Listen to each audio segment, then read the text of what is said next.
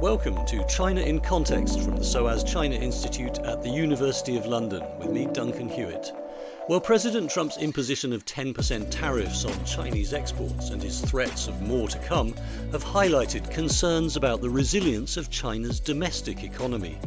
Growth of 5% last year sounds healthy, but some economists question this figure, and most agree that while China's exports have rebounded since COVID, at home consumer confidence has plummeted, with rising youth unemployment and a slump in the once booming housing market. In recent months, the Chinese government has announced a series of measures aimed at boosting consumption, stimulating property sales, refinancing local authority debt, and luring back foreign investors. Just this week, President Xi Jinping held a rare meeting with Chinese entrepreneurs in an apparent attempt to revive the private sector, a key source of job creation, after years of regulatory crackdowns on China's big technology firms. But will these moves be enough? Later, we'll hear from Professor Victor Shi, a specialist in China's fiscal policy and local government debt. But first, I've been talking to Andy Rothman, who has spent 4 decades tracking China's economy, initially as a US diplomat, later as a strategist for Matthews Asia and CLSA, and now as founder of the consultancy Sinology LLC. Speaking before Xi Jinping met the entrepreneurs, I began by asking Andy how much of an impact the new US tariffs would have on the Chinese economy. Thanks, Duncan. I think one of the mistakes that the Trump administration is making is believing that tariffs give them tremendous leverage over China when it doesn't, because the domestic demand part of the Chinese economy is far more important than the trade part. And if you look at the net export share of China's nominal GDP, it peaked in 2007 at almost 9%. And in 2017, before the first round of Trump tariffs, it was less than 2% of China's GDP came from net exports. Another way to look at it is that exports are a really small share of China's GDP growth. So in the 5 years before COVID, for example, net exports on average every year contributed about 1% of China's annual GDP growth. Been more volatile recently. Last year it was higher, about 30% of China's GDP growth, because consumption was really weak. But overall, exports are not the main driver of China's growth. And the other element of it is that Chinese companies have been really good about saying, okay, America, you don't want our stuff, we're going to go somewhere else. Before China joined the WTO in 2000, almost half of its exports went to the G7 developed countries, including the United States. Now it's only about a quarter. The Trump tariffs, the last time during his first term, resulted in a decline of about 4 percentage points of the share of Chinese exports going to the United States. So it went from 19% of Chinese exports to about 15%. But at the same time, China's share of global exports actually went up. So you really need to focus more not on what Trump is going to do, but what is Xi Jinping going to do to get the Chinese domestic economy, which is a little bit weak right now, back on track. We've seen just this month that the Chinese government, the State Council, the cabinet has announced that it plans to take various steps to try to boost domestic consumption, boosting wage growth, and talking about raising property-related income, which is another massive sector, China's real estate industry. But how realistic do you think that is? And what are the root causes of these sort of domestic consumption doldrums? Yeah, so maybe let's start, Duncan, by taking a look at how good or bad the health of the Chinese economy is right now. It's, I think, weak compared to where it has been and where it should be, but it's certainly not on the verge of collapse, which is sometimes the way it's described. Let me give you an example of some of the weakness. You mentioned the property sector. Sales of new homes in China on a square meter basis last year fell 14% year over year compared to 2023. And the sales level was 42% below 2021. So that's a sharp slowdown. Sales at China's bars and restaurants, something that I follow carefully because it's fun and also because it gives you a sense of how much confidence people have. Those sales grew 5% year over year last year, but that's down from a 9% growth rate in pre-COVID 2019. So not great. But other data was decent. Per capita household income was up 5% year over year last year. Electricity consumption, a good proxy for industrial activity, was up 7% compared to 2023, and it was 35% higher than 2019. So I think this is why the IMF is forecasting that while China is disappointing, it's still going to have the second fastest GDP growth rate after India of all major economies, both this year and next year. There have been suggestions that China is nevertheless struggling to translate clear sort of growth in manufacturing output into this sort of long dreamed of boost for domestic consumption, and that's partly to do with things like consumer confidence. How does that play into what you were saying about people seeing a sort of real increase in their income over the past year? Domestic demand is already the primary driver. China is the world's second largest consumer market, and it's the fastest growing consumer market in the world. So that change away from manufacturing and construction towards services and consumption has been underway for a long time. But you did get to the big problem, which is confidence. I think this is the most important problem in China. If we look at consumer confidence as measured by the Chinese government's own monthly survey, it collapsed during the Shanghai COVID lockdowns a couple of years ago, and it hasn't come back. Consumer confidence, as measured by the Chinese government's own survey, is at rock bottom, at historical all-time lows.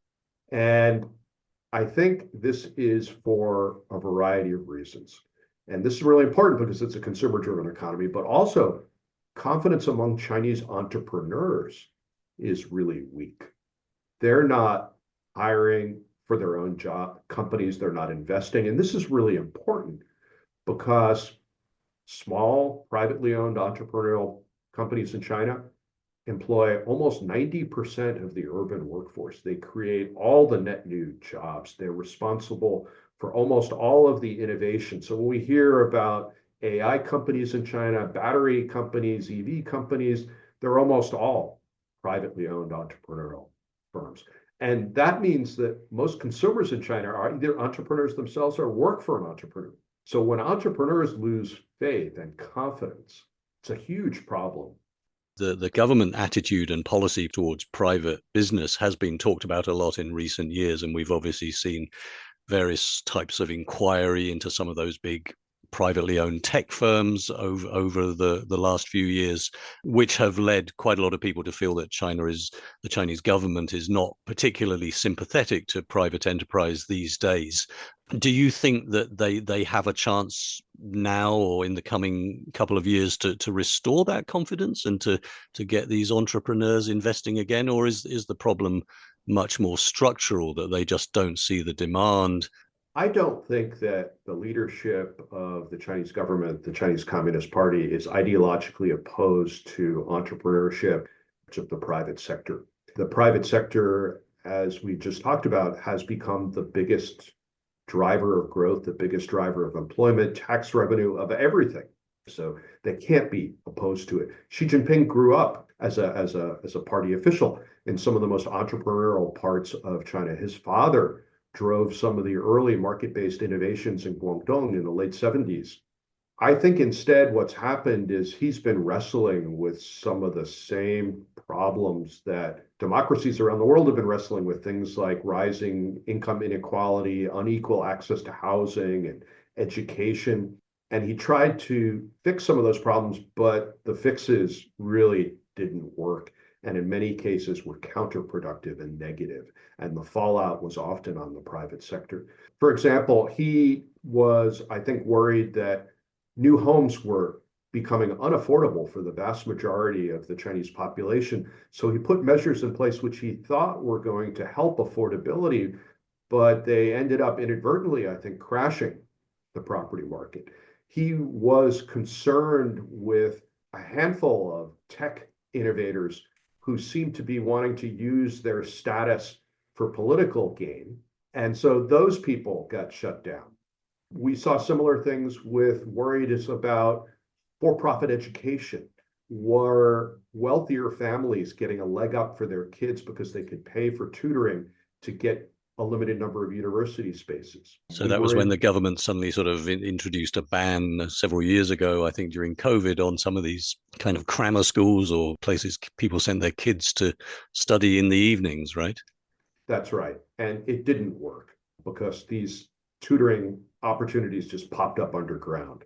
So what we've seen over the last year is the government has been course correcting to a limited extent on all these areas. For-profit education has come back. The internet platforms have come back. The property market hasn't really come back, but it has stabilized a bit at still a weak level. We've seen the video gaming industry, which had been attacked, come back. But this course correction is not nearly enough to restore confidence among most entrepreneurs. So more needs to be done. So I'm drawing the parallels, Duncan, with what happened in the early 90s in China when the Chinese economy was even worse shape, much worse inflation, higher unemployment. And Deng Xiaoping managed to fix that, not by throwing a lot of money at people, but by getting on a train in the winter of 1992 and riding around southern China. It's referred to as his famous Southern Tour, and simply persuading people that he was serious when he said, we want you to go out and be entrepreneurial, start businesses. We want you to go out and be an entrepreneur. And that kicked off 2 decades of average annual GDP growth of over 10% a year. And so I think Xi Jinping needs to do something similar to that to restore confidence. I'm not focused like some people are on how many subsidies or fiscal stimulus. Is there going to be a fiscal bazooka? I don't think that's necessary. I think it's about getting confidence back, saying what's ever necessary to persuade Chinese people that the regulatory environment that was so chaotic in real estate and internet and video games and education that I talked about is now going to be transparent and stable. And then when that happens, Chinese people have been saving unbelievably the last few years. Since the beginning of 2020, when COVID started, family bank deposits have increased by almost 90%. That's a net expansion in the size of household bank accounts, which includes a lot of small business accounts, a net expansion of almost 10 trillion US dollars. So I think when people's confidence comes back, they can start drawing down on that excess savings. Then you'll see, I think, a significant rebound in consumer spending. You'll get that virtuous cycle of companies investing, hiring, wage growth accelerates, income growth accelerates, consumption accelerates. That's really what we're waiting for.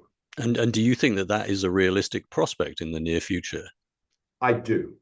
Because And that could imply quite a change, at least in sort of mood music and maybe attitude from the very top, where we have seen, you know, what appear to be quite conservative pronouncements over the last few years. yes, and some people might argue that I'm naive, but my reaching this conclusion is based on 40 years of looking at China and coming away with 2 fundamental pillars of observation. One is Chinese people are incredibly resilient. They bounce back from tremendous obstacles put in their way by natural disasters, by the Chinese Communist Party, by US export controls. They bounce back. And the second fundamental pillar that I take away from observing China for so long is that since the 90s, the party has been, when it comes to economic policy, pragmatic. They make a lot of mistakes, but sooner or later, they course correct and fix those mistakes and go back to pragmatism. Xi Jinping has done that with zero COVID. He's done that with property, with video games, with online platforms. Not enough, but I think he understands, he must understand that unless he returns to pragmatism, his ideals for the Chinese economy and for the future of the country will not be achieved. We don't know when this pragmatic course correction is going to be enough to get confidence back, but I'm pretty confident that at some point in the not too distant future, we're going to see that. You mentioned the property market, and I know you said you're not particularly interested in some of the sort of fiscal stimulus or measures they've taken, but the Chinese government did last year announce quite a sort of large sounding package of measures that was designed to try to reduce the inventory of unsold property on the market, and to make it easier for people to buy, to perhaps give them the confidence to invest in property again, which obviously was a huge driver of China's boom during the previous couple of decades. Do you think that those measures will go some way to restoring that public confidence that you're talking about, or is it still a bit of a drop in the ocean? There has been a significant change in rhetoric and policy on the property market, which is a big part of the Chinese economy. So for a couple of years or more, the Chinese government was basically saying to people, we don't want you to buy a new home. The government made it discourage people from buying, made it hard for developers to get access to credit, really inadvertently, I think, crashed the market. But last year, especially towards the second half of the year, the government changed its rhetoric and started encouraging people to buy again. And then they also did some specific things.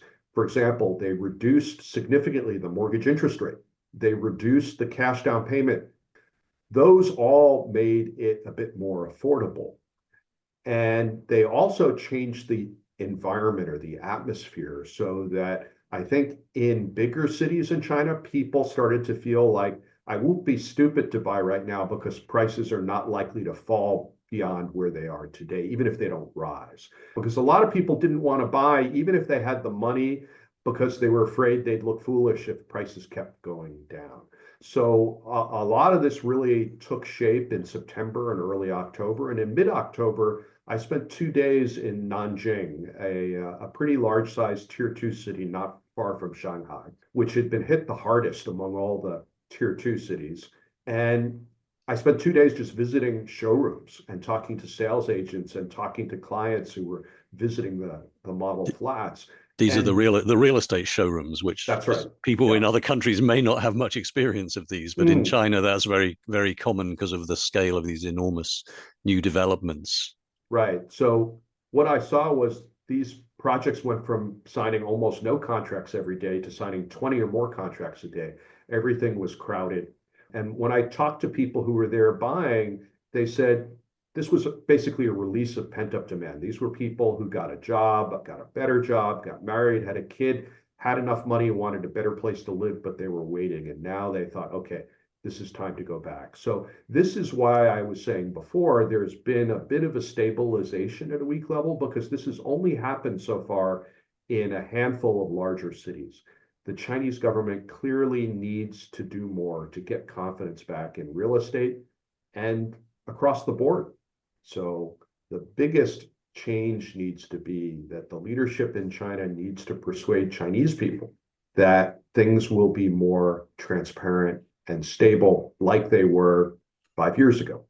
I think they've taken the first initial steps with the way that they have treated the sectors that they beat up probably inadvertently a few years ago. So property, internet platforms, video games. The government went from saying video games are a stain on society to saying, hey, we have the best video games in the world. Isn't that cool?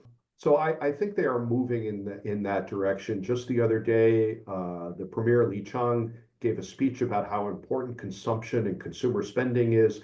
I think they get it now, but when are they going to do and say it in a way that's fully persuasive to Chinese entrepreneurs and consumers? That's what we're waiting for. So you don't see any sign of the sort of long predicted complete sort of collapse in the Chinese housing market from what you're saying, but that's one of the problems that people have talked about for many years, and the other one is the lingering fear of the impact of local government debt, which I think is thought to be something like $9 trillion. Some people have warned that really could pose major problems for the government in the coming years. What do you feel about those issues? The property market is still in really bad shape, but I think what has happened from the government in the last 3 quarters has led to a bit of a stabilization of the residential property market, but still at a very, very weak level. As I noted before, I don't think we're going to see the kinds of collapse scenarios that people have been talking about for years. Nothing like in the United States, because unlike in the United States, everybody has to put a lot of cash down for their apartment in China. And also, all the mortgages are plain vanilla mortgages. They don't have any of the balloon option arms and ninja no doc loans that really wreaked havoc here. So no sense of a kind of subprime type crisis. Doesn't exist. On local government debt, my key point is there is no local government debt because local governments in China are not independent operators like local governments are in most other countries. Local governments are effectively branch offices of the Communist Party headquarters in Beijing. So every year in March at the legislative session, the finance ministry puts out its budget report, and included in there is a statement that local governments are in the red by X amount of renminbi, and we will transfer X amount of renminbi to them to make up that difference. So this is an obstacle to a fiscal stimulus, but it can't cause the kind of macro and fiscal chaos that we've seen in some other countries because the political system is just completely different. That was Andy Rothman speaking just before Xi Jinping met Chinese entrepreneurs, including Jack Ma of Alibaba, in Beijing for the first time in more than 6 years. So could this be the reset that Andy was talking about? After that gathering, he sent us this update with his reaction. The meeting that Xi Jinping held on the 17th of February with leading Chinese entrepreneurs may be another important step towards the pragmatic course correction that I was talking about. But of course, talk is cheap. We now need to wait to see if Xi has persuaded a significant number of entrepreneurs that it is again a good time to hire and invest in their own businesses. Xi will also have to deliver on his pledge to create a more entrepreneur-friendly regulatory environment. But as I noted earlier, if confidence does return among entrepreneurs, consumer confidence is likely to follow. We are likely to see more news on this in the coming weeks. Well, many thanks to Andy Rothman for talking to us on China in Context. We're joined now by Professor Victor Shi, Director of the 21st Century China Center at the University of California, San Diego, and a specialist on China's fiscal policy. Victor, thanks so much for joining us. Now, Andy Rothman says the key to reviving China's economy is to restore confidence among consumers and entrepreneurs. How do you see the picture? Well, thank you, Duncan, for having me. So in this case, it's not so simple as a matter of just confidence.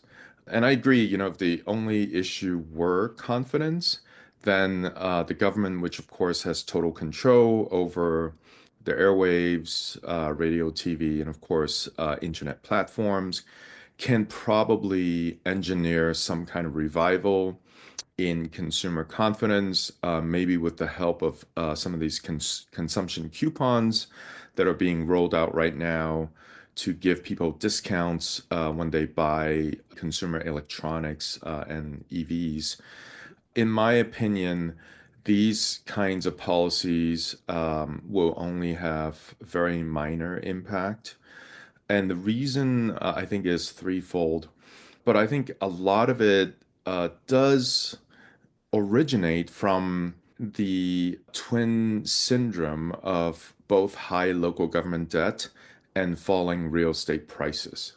If you think about the good, more optimistic sort of shape China's economy was in 2018, 2019, it was mainly driven by middle and upper middle class Chinese households who had a lot of confidence in their future income and also net worth, because most of urbanites Chinese, as well as a lot of rural people, own their own housing, and housing prices was going up. So they have this confidence because their net worth was going up. On top of that, youth unemployment, which always was a little bit on the high side, was modest.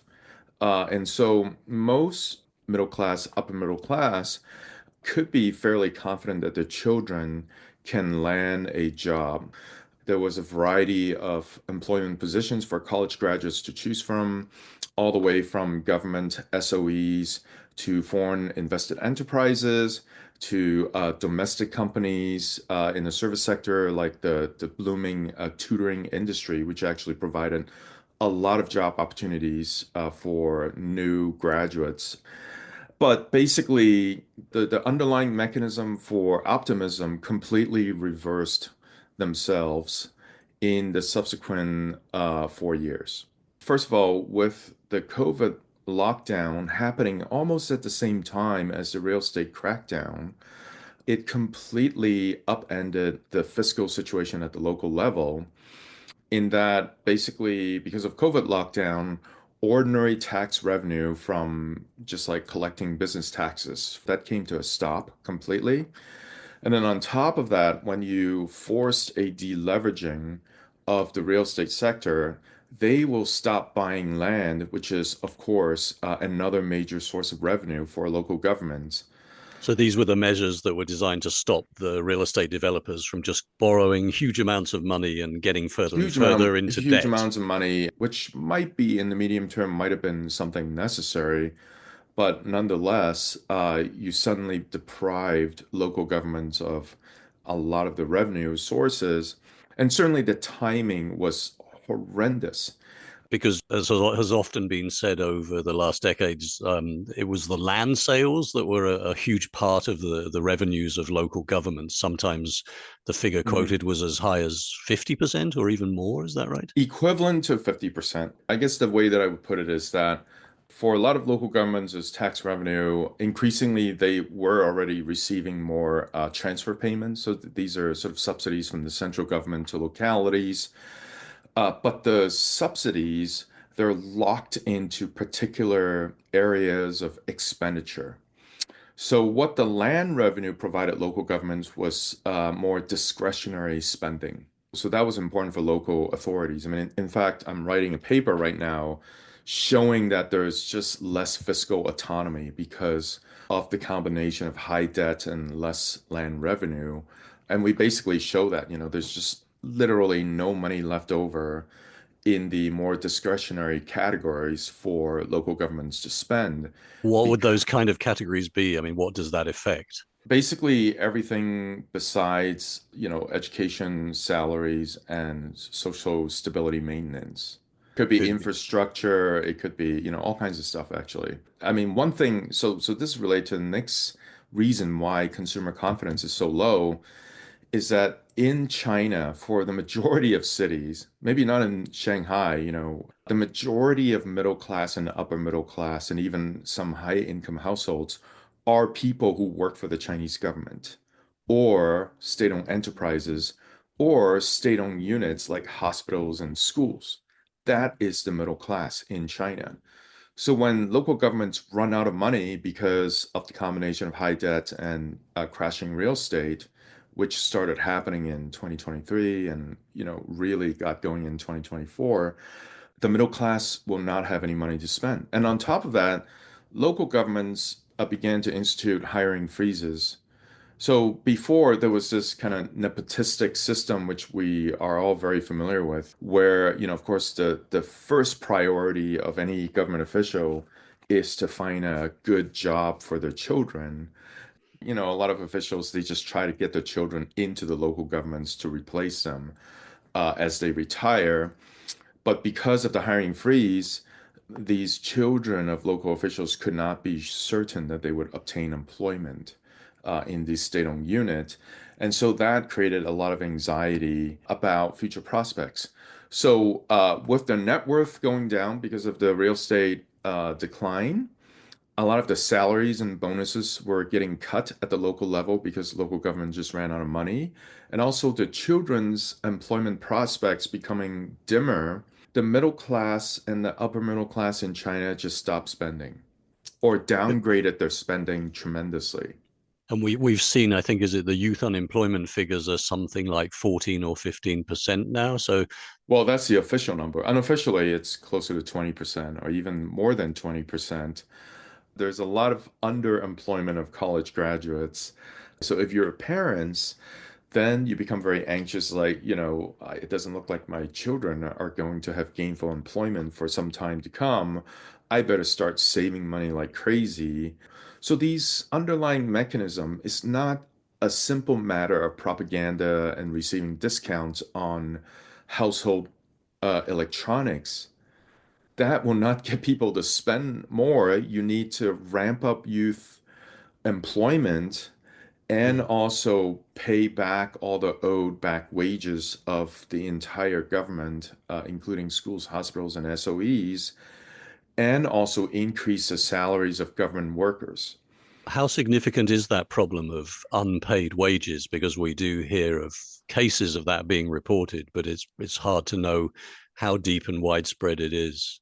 Let's just put it this way. For the past 2, 3 years, I've asked everyone who knows somebody who worked at a local government whether or not there's a wage arrear problem. No one has ever said that there wasn't a problem. There's been some kind of reduction across the board. So in the wealthier places, it's more of a reduction of bonuses. Places like Guangdong and Beijing, they have the money. But even in those cases, the actual income of civil servants, which always was a combination of salaries and bonuses, the bonus part got reduced dramatically, actually. I think in theory, the government was talking about raising wages for civil servants in recent months. But more generally, I know that the local government debt issue is something that you've looked at very closely. And I've seen a figure of $9 trillion. I know you've said that it doubled over 5 years from 2018 to 2023. The government last year announced some measures to try to refinance some of this debt. In your opinion, is that something that can be resolved in the coming years, or is it a fundamental problem that's going to undermine all attempts at sort of economic stimulus and revival? I will even go as far as to say the problem will always be there because of the scale of the problem is simply just too vast. So the 9 trillion US dollar figure that we generated for 2023 is just for the bond portion of the debt. The local governments, they also have a bunch of corporate entities called local government financing vehicles, LGFVs. They have borrowed a lot of money also in the form of both bonds that they've issued, but also loans that they have obtained from the state banks. Nobody outside of the Chinese government knows how big the loan portion of the debt is. My co-author, Jonathan L. Kobe, and myself, we obtained all the bond records. We calculated how much bond debt local governments owe. That was 9 trillion approximately. In reality, the number is twice as much as that, probably $18 trillion, basically 100 to 120% of GDP in China today. The significance of that is that every single month, local governments collectively have to repay 1 trillion renminbi or more in interest. And again, this is just for the bonds, right? And the bonds that mature. So that's a lot of repayment pressure on a constant basis. I think in 2023 we had like close to 10 provinces. That repayment amount exceeds total revenue that these provinces collected. So Tianjin is the sort of classic case of high debt. Tianjin has had repayment that surpassed its revenue for 5 to 6 years now.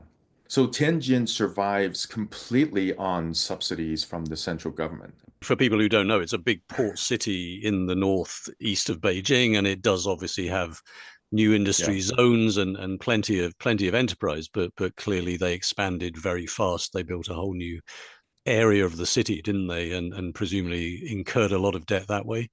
Yeah, and that wasn't free, like the new Manhattan and so on and so forth.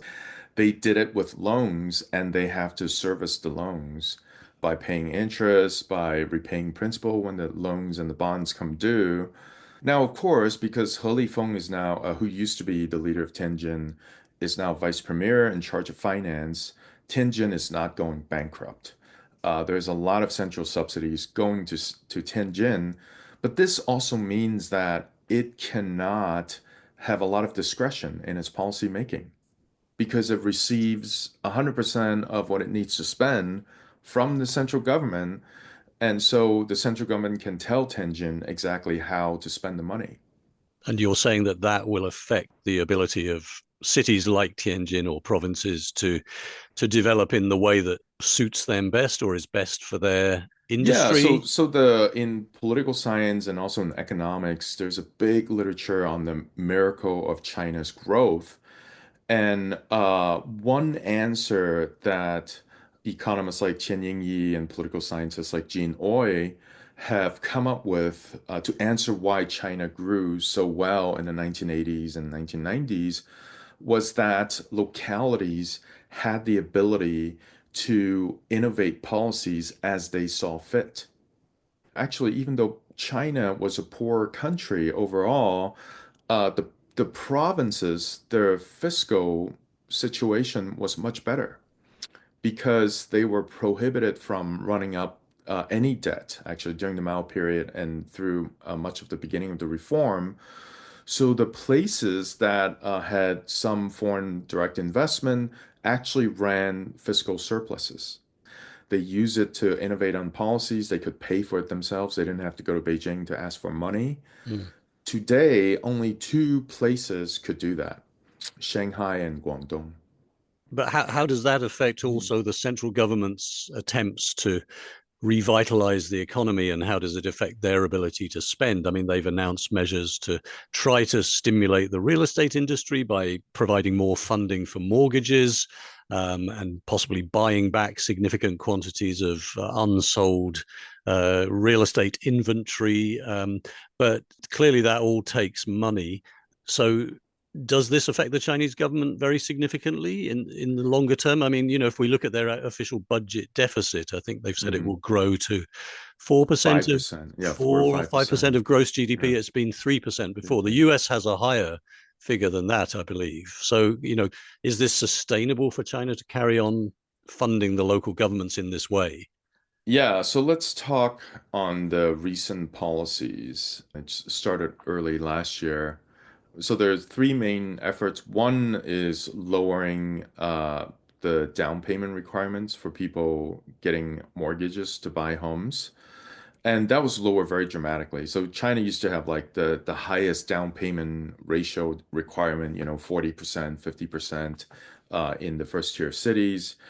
That was lowered very, fairly quickly within a year to like 20% or even less in some cases.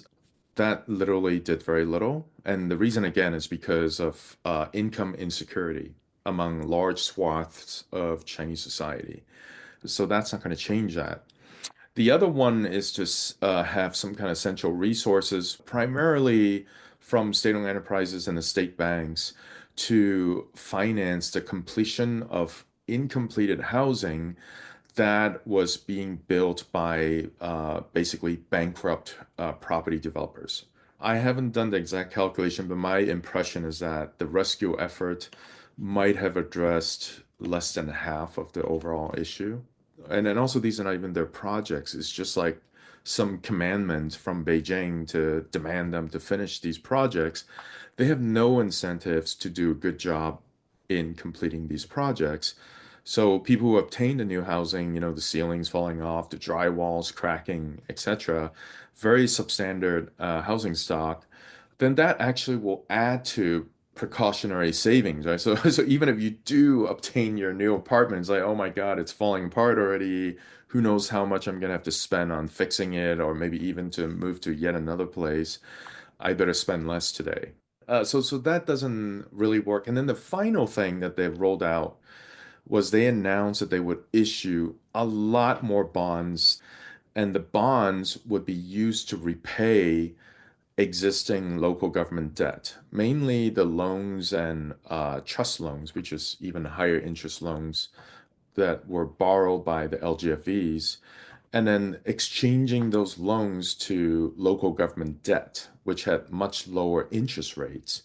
Does that make the situation more sustainable that they're paying less interest on? Well, it does. Actually, it increases the maturity of the debt that local governments have, right? So because a lot of these bank loans, you have to repay them after 2, 3 years. The new bonds, they have maturities of 20 to 30 years, and it kind of works, alleviates your repayment pressure in the medium run. The problem, as we found in our research, so I have another research paper with the same person, Jonathan Alcoby, is that in the past, that was not why local debt accumulated. I mean, there was only one reason why local debt accumulated. The other mechanism is that there are bad things that happen every day. You know, there's industrial accidents or natural disasters like floods. The longer term reconstruction of a place after a natural disaster is primarily the responsibility of the local authorities. And because most local authorities don't have any money, they have to take on debt. That other mechanism of debt accumulation is not being stopped. And you also mentioned the fall in revenue from taxation, at least during the COVID period, particularly. I mean, are we seeing any significant signs that that can rebound, or is that going to be a continuing drag in this sort of low consumer confidence climate? Well, it has certainly recovered from 2022 because the economy is, it's open again, but the overall consumption power of everyone has declined. So therefore, revenue also will decline. Even the official data from the Ministry of Finance, basically all forms of revenue has declined last year, except for one category. And the one category was punitive fees imposed by local governments on businesses. That rose by, I think it was over 20%. And it's so bad that the state council issued a decree recently to say that I know what you guys are doing. You are imposing fines and fees on local businesses willy-nilly. That will not do. That's going to kill economic recovery. Please stop doing it. But local authorities, when it comes to a choice between paying their own salaries and imposing a fee or fine, they will do the latter. Yeah, it's very interesting that you mentioned that because I think that was raised again by Xi Jinping this week when he met bosses of private enterprises, mainly the big tech companies from Jack Ma and Pony Ma to the head of BYD and also Mr. Liang, the founder of DeepSeek. So, and he very much has tried to pass on that message that local governments should not be imposing these random fees, which does seem to have depressed confidence among private businesses. And he talked a lot about protecting the legal rights and interests of private enterprises and entrepreneurs. I mean, do you see any sign that they will be capable to reassure these businesses and also to get the local governments to comply to give the economy a chance of reviving? Well, so I think for the big businesses, like BYD, they will be fine because they have government relations people in Beijing talking to all the ministries. Yeah. But for medium and small businesses at the local level, who are they going to talk to? I mean, like their immediate counterparts are local government officials at the local level, who are the ones who are imposing fines on them. So do you think it will actually be quite hard for the central government to sort of Yeah, I think a few revive words like that, that's not going to confidence do in anything. private enterprise? I mean, the one area where we saw some growth, particularly last year, 2024, was in Chinese exports and manufacturing.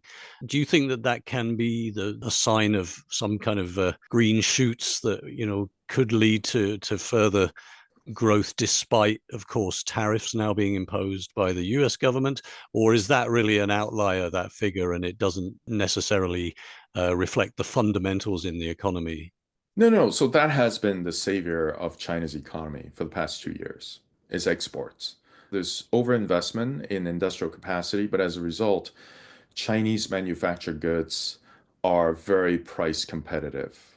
And China's been very successful in exporting goods all over the world, even to places where there are tariffs, like the United States. People are still buying a lot of Chinese goods because despite the tariffs, Chinese made goods are still very price competitive.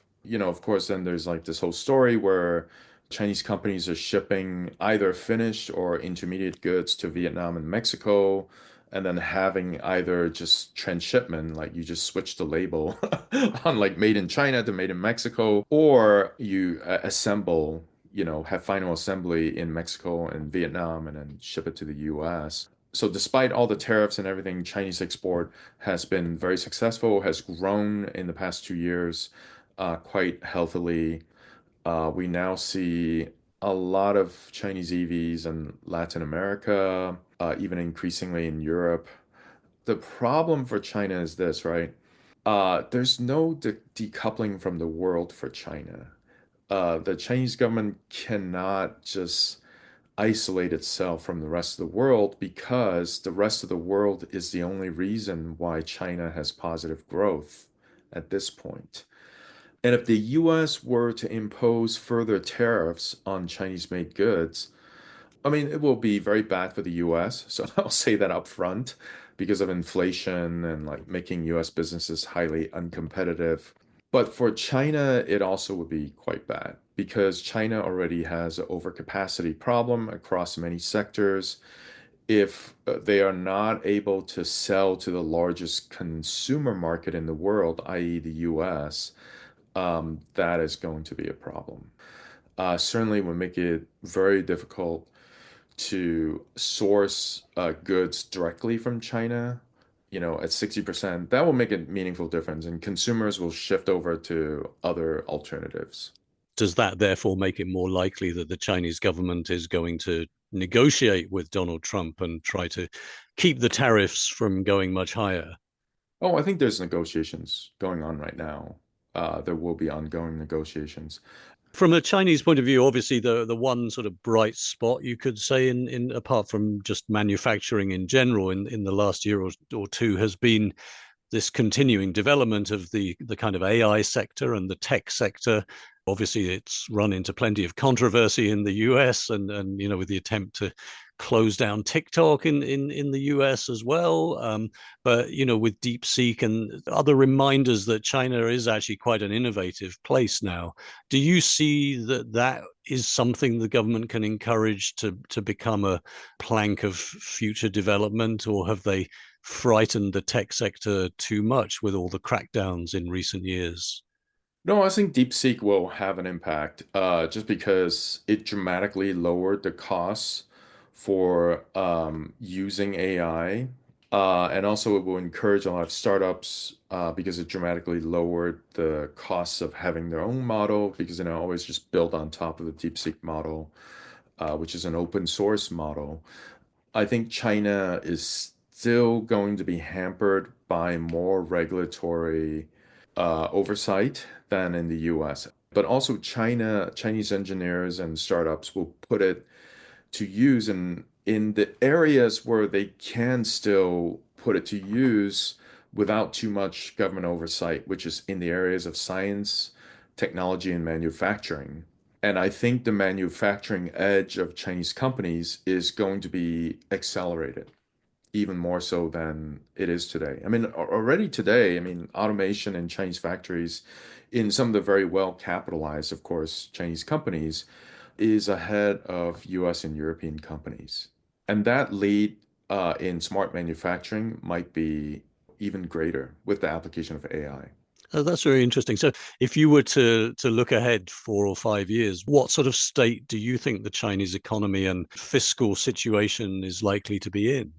One thing that I tell my friends in China, China's very good at manufacturing. It's gobbling up market shares. It can take even more market shares from Japanese, Koreans, and German companies for sure. But then those places will become poorer, because you've grabbed a market share. I mean, this is a problem with a lot of developing countries. It's like because China is flooding these developing countries with Chinese-made products, a lot of these countries are unable to buy that much more from China because they're not growing, they're not industrializing. Then Europe, even if you take over the European market, initially you'll have some growth in export. After a while, you can't grow anymore because nobody has the money to buy your stuff.